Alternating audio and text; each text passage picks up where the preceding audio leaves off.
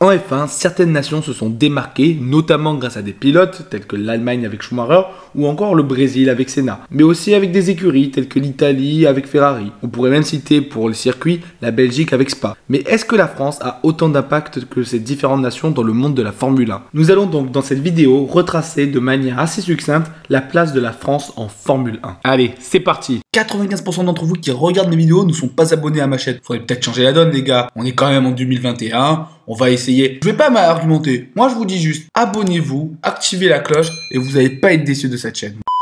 Juste, je t'invite à aller jusqu'à la fin de la vidéo car une petite surprise t'y attend. Commençons par les pilotes. 74 ont piloté au moins une fois une Formule 1 lors d'un Grand Prix. Parmi eux, déjà beaucoup n'ont piloté que lors d'une seule course et bien sûr sont très peu connus du grand public. Sauf peut-être un, Stéphane Sarrazin, que personnellement je connais pour avoir participé à plusieurs reprises aux 24 heures du Mans ou pour avoir disputé 4 saisons de Formule E de 2014 à 2018. Il doit donc sûrement parler à certains d'entre vous. Mais bien évidemment, ce qui fait la force d'une nation dans le sport, ce n'est pas le nombre de participants, mais son palmarès. Et il faut reconnaître que celui de la France est de loin l'un des meilleurs de la Formule 1. Sur les 74, 13 ont remporté au moins un Grand Prix de Formule 1 et pour certains de manière assez exceptionnelle comme Gasly en 2020 à Monza. Elle est presque là cette victoire. Accélère, accélère. Oui, il va aller la chercher.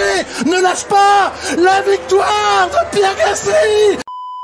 Mais il n'est pas le seul pilote à avoir remporté des Grands Prix complètement fous. On pense évidemment à son prédécesseur, Olivier Panis, à Monaco en 96 avec sa fantastique remontée sous la pluie, passant de la 14e place au départ à la première marche du podium et faisant partie des 3 seuls pilotes avec Coulthard et Herbert à avoir franchi la ligne d'arrivée. De plus, il remporte ce Grand Prix fou et improbable avec la voiture française Ligier, qui n'avait plus gagné de course en F1 depuis 81 avec Jacques Lafitte. Mais on reviendra dessus un peu plus tard. Parmi tous ces vainqueurs, de belles histoires sont nées, comme celle de François Sevère le Parisien. Lors du dernier rendez-vous de la saison 71 aux États-Unis, Sevère remporte son premier et unique Grand Prix de Formule 1, 13 ans après la dernière victoire française de Maurice Trentini. À partir de ce jour-là, le pilote Tyrrell, coéquipier du grand Jackie Stewart, supplée à Jean-Pierre Beltois, son beau-frère, en tant qu'icône du sport automobile en France. Mais son histoire devient triste lorsque le prince, comme il était surnommé, perd la vie en 73 dans un tragique accident lors des essais qualificatifs sur la même piste où il avait remporté sa première course 2 ans plus tôt.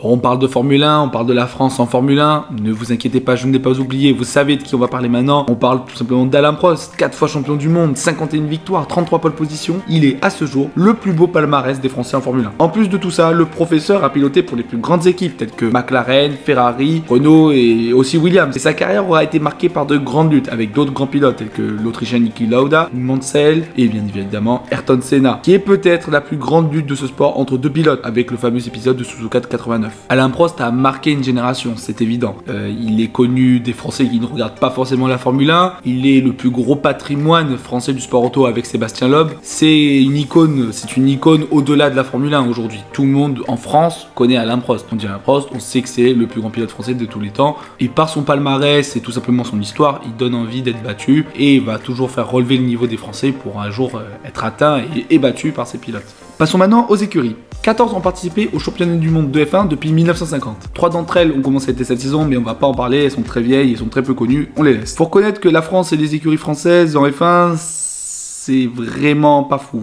Seulement 3 ont remporté une course et parmi ces 3, 2 ont fini au moins une fois championne du monde. Seulement 3 titres constructeurs en tout donc, 2 pour Renault en 2005-2006, donc avec l'épopée Alonso Briatore, et une pour Matra en 69 lors de son association avec Ken Tyrrell. On parle dans une de mes vidéos, je vous mets le lien juste là, je vous invite à aller la voir, ça mange pas de pain. La petite promo qui fait pas de mal. Ligier, elle est la 3e équipe dont on va parler. Elle a donc gagné 0 titre constructeur, mais a tout de même remporté donc 9 courses en 21 saisons, avec notamment, comme on le disait précédemment, le français Jacques Lafitte, célèbre commentateur de la chaîne TF1 lorsque les courses étaient encore diffusées sur TF1, donc jusqu'à je crois 2012. Bon, je dis célèbre pour rigoler parce que je sais qu'il est quand même très critiqué en tant que commentateur, même s'il était beaucoup apprécié par le public.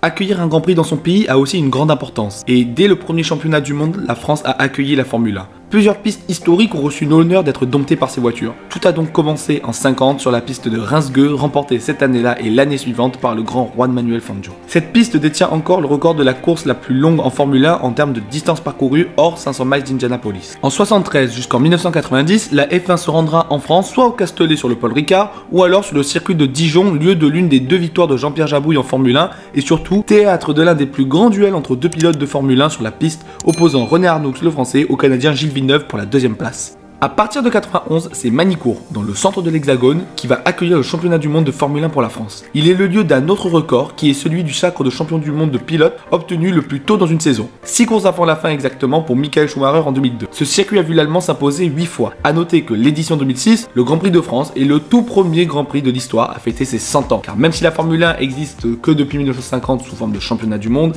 elle existait déjà bien avant avec des courses assez aléatoires. Après Magny-Cours, qui s'est arrêté en 2008, il a fallu attendre 10 ans afin de revoir le Grand Prix de France de retour dans le calendrier de la Formule 1.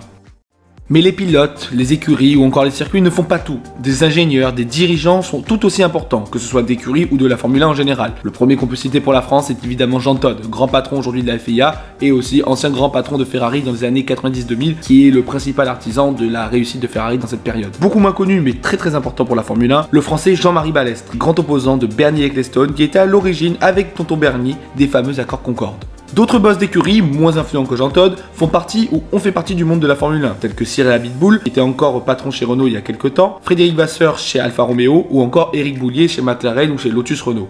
Alors vous, que répondriez-vous à la question « Est-ce que la France a un grand impact dans le monde de la Formule 1 ?» N'hésitez pas à y répondre dans les commentaires. Pour moi, oui, même s'il y a des manques par rapport à certaines nations peut-être, surtout au niveau des écuries, la France déjà est un grand vivier de pilotes de Formule 1, de pilotes en général et même de sportifs en général. On retrouve beaucoup de pistes automobiles, dont une des plus grandes qui est Le Mans, donc ce n'est pas la Formule 1 mais ça reste quand même très important pour le sport auto. Et de plus, comme on l'a démontré aujourd'hui, beaucoup de personnalités, que ce soit des pilotes ou des dirigeants ou encore des chefs d'écurie, font partie de ce monde qu'est la Formule 1.